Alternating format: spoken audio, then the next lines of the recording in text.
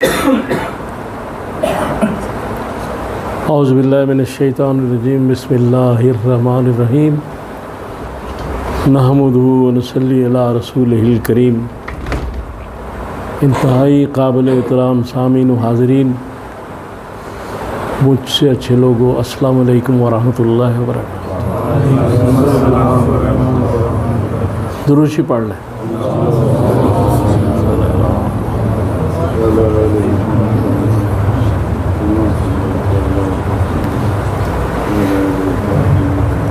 ہمارے دین میں، اسلام میں حقوق اللہ اور حقوق العباد رکھے گئے۔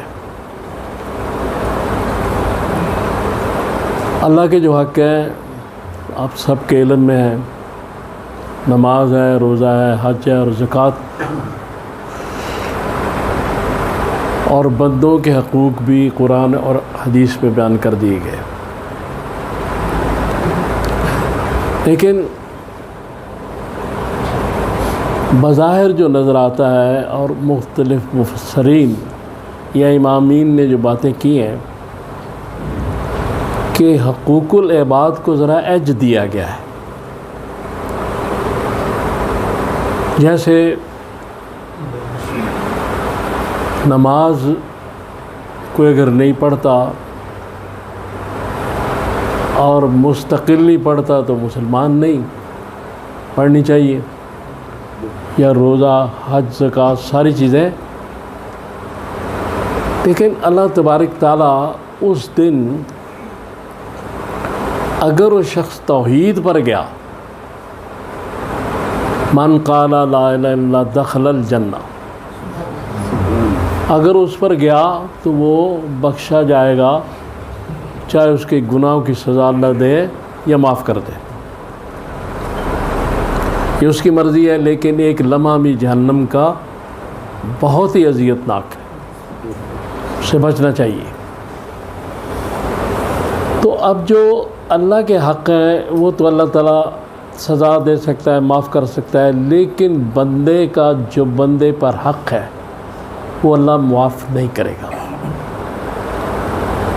یا اس بندے سے معافی مانگنی پڑے گی زندگی میں اگر حق تلفی ہوئی ہے، یا پھر وہاں۔ یعنی انسان کو اتنی اہمیت دی گئی ہے اس کے حقوق کو، کہ اللہ تعالیٰ کہتے ہیں جب تک بندہ معاف نہیں کرے گا میں نہیں کروں۔ اور شرک اگر زندگی میں اس کی آدمی توبہ کر کے پھر توحید پر قائم ہو جائے تو اس کی معافی ہو جائے گی، وہاں شرک کی بھی معافی نہیں ہوگی۔ تو اس میں گزارش یہ ہے کہ حقوق العباد میں بعض چیزیں بڑی اہم ہیں۔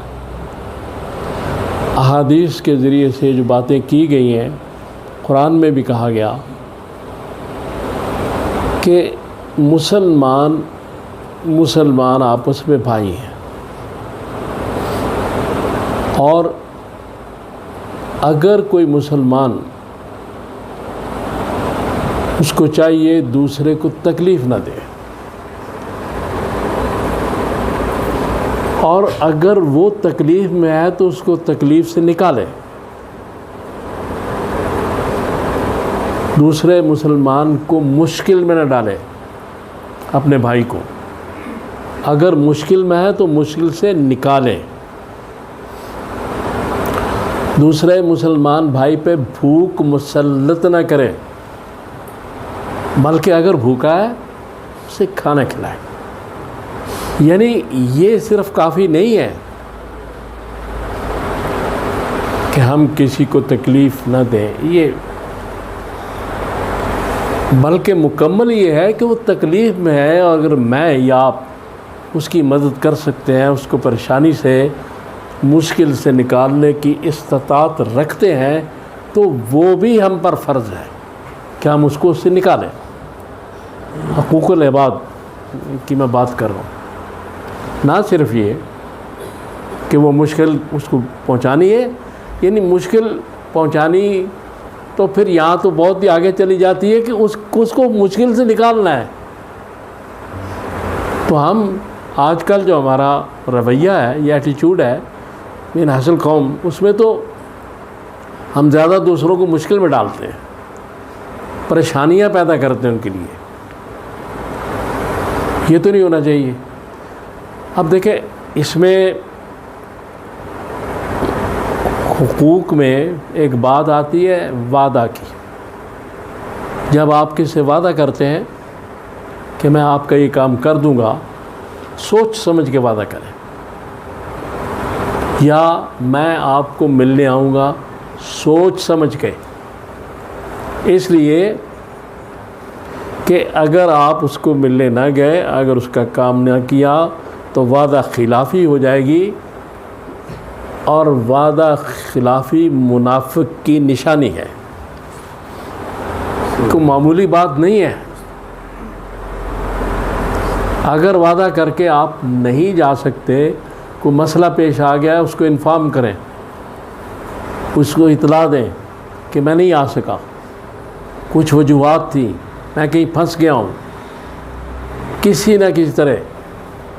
اب اس چیز پہ بڑے غور کرنے کی ضرورت ہے کہ وعدے میں یہ چیز بھی آتی ہے کہ آپ وعدہ کر کے نہ پہنچیں، اور یہ بھی اس میں منافقت میں آتی ہے. وجہ کیا ہے؟ وجہ یہ ہے کہ جب آپ کسی شخص کو کہتے ہیں کہ میں آپ کے گھر آؤں گا،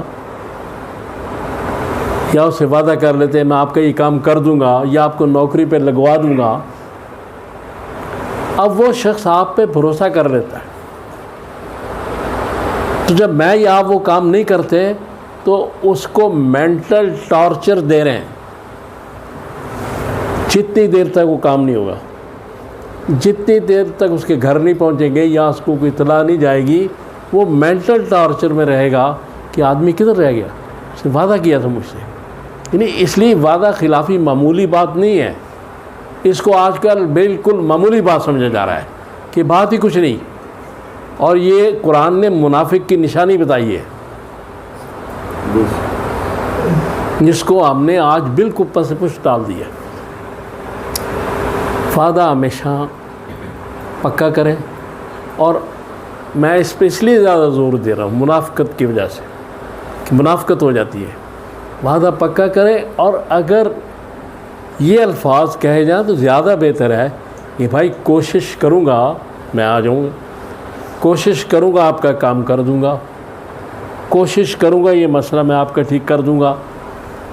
وعدہ مت کریں، اور وعدہ کریں تو پکے طور پہ اس پہ کھڑے ہو جائیں.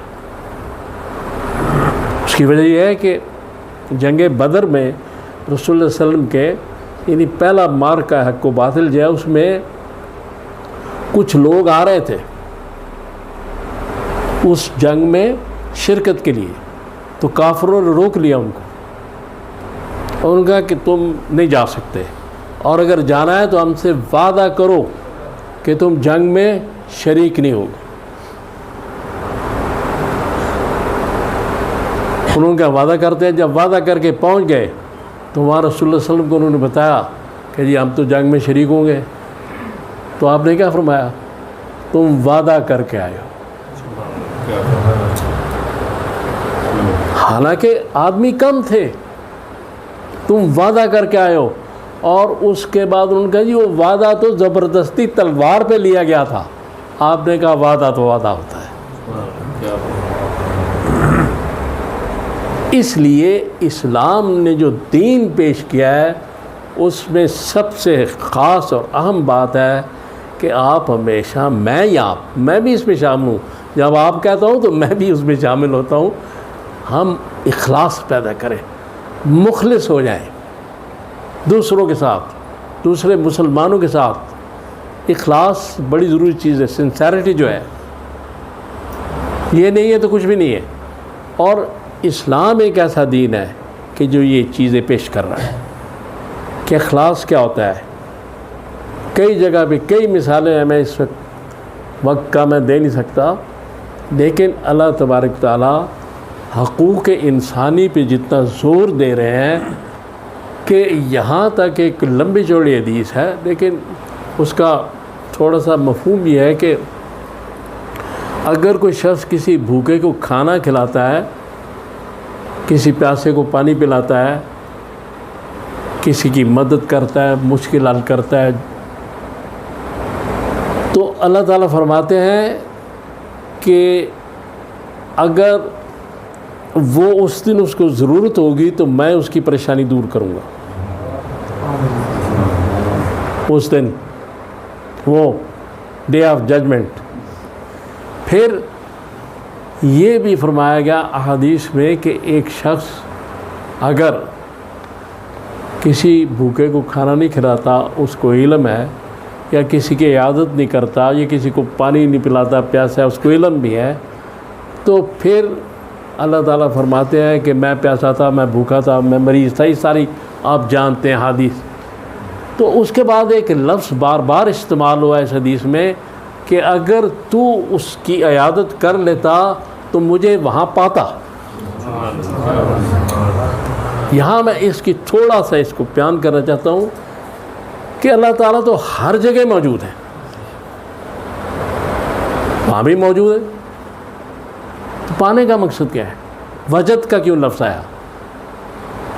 یہ بات اصل میں یہ ہے کہ اللہ تعالیٰ یہ فرما رہے ہیں کہ اگر تم اس آدمی کو کھانا کھلا دیتے تو میرا کرم تمہارے سامنے حال ہو جاتا، میری نظر رحمت تم پہ پڑ جاتی.